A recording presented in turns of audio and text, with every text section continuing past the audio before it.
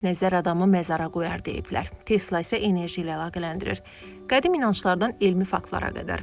Xalq arasında göz dəyməsi adlandırılan bədnəzər adətən qısqanclıq və ya neqativ baxışa görə bir insana və ya əşyaya zərər verə biləcəyinə inanılan fövqəltəbii gücdür.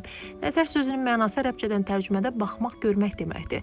İnsanlar bədnəzərin qısqanclıq, heyranlıq və ya pis niyyətli baxışlardan yarandığına inanır. Bir çoxları bədnəzərin xüsusilə uşaqlara, hamilələrə və heyvanlara daha çox təsir göstərdiyini düşünür. İnanca görə bu baxışlar şanssızlıq, xəstəlik və ya digər neqativ təsirlərə yol açır. Əksər mədəniyyətlərdə və ənənələrə görə göz fiquru pislikdən qoruyan güclü talisman hesab olunur.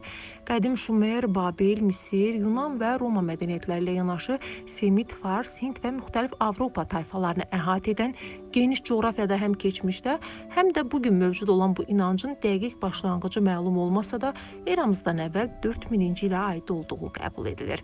Bu mövzuda ən əhatəli araşdırmanı edən Alan Dundes bədnəzərin Mesopotamiya mənşəli bir inanc olduğunu ehtimal edir. Qədim cəmiyyətlərdə hətta qısqanclığın zərərli təsirinin belə göz vasitəsilə həyata keçirildiyi qəbul edilib. İnanca görə gözəl bir şeyi görəndə yaranan həsəd hissi gözdən yayılan şüalar vasitəsilə atmosferi neqativ enerji ilə doldurur və yaxındakı canlılara yaxud insanlara keçir.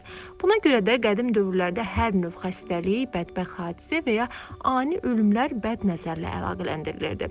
Göz dəyməsi əsasən paxıllıq və ya bəyənmə dolu bir baxışla ortaya çıxsa da, gözəl əşya və ya insanı çox tərifləmək nəticəsində də yarana bilər. Bəzən insanın bu yolla özünə, ailəsinə və heyvanlarına da zərər verməsi mümkündür. Bundan əlavə inanclara görə bir çox insanın potensial olaraq bədnəzər gücünün olduğu deyilir. Bədnəzəri araşdıran Alan Dundes yazırdı ki, göz dəyməsi insanın pis niyyətli olmasından asılı olmadan baş tuta bilər. Pis gözə inam Hind, Fars, Ərəb, Yəhudi və Türk mədəniyyətlərində, eləcə də müasir Avropada, xüsusilə Aralıq dənizi və Slavyan cəmiyyətlərində, Latın Amerikasında hələ də yaşayır. Bədnəzərdən qorunmaq üsulu mədəniyyətlərdən asılı olaraq dəyişir. Bunlardan ən mühümləri Allahın adını və ya bəzi qoruyucu ifadələri zikr etmək, müəyyən dua cümlələrini oxumaq, bədnəzərə məruz qalan şəxsə və ya əşyaya tüpürmək və ya pis sözlər söyləmək, muskadan istifadə etməkdir. Gözlər və əllər atnalı, aypara və günəş kimi fiqurların, ilan, balıq, tovuz quşu, şir və kərtənkələ kimi heyvanların təsvirləri olan, adətən gümüşdən hazırlanmış əşyaların, bəzən bədənə tatu kimi vurulan simvolların qoruyucu olduğu inancı mövcuddur. Mavi, qırmızı və sarı rənglərin duz və istiot kimi bəzi ədviyyatlarında qoruyucu xüsusiyyətlərə malik olduğuna inanılır.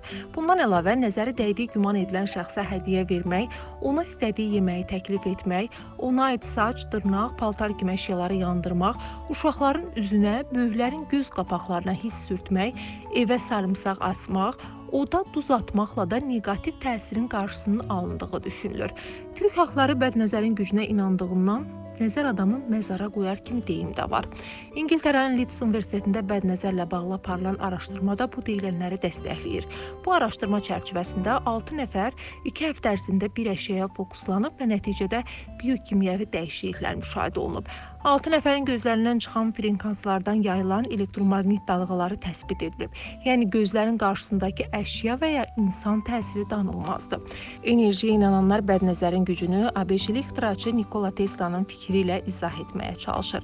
Belə ki, Tesla kainatın sirrini tapmaq istəyənlərin enerji, vibrasiya, səs qaydaları üzərində baş sındırmalı olduğunu deyirdi.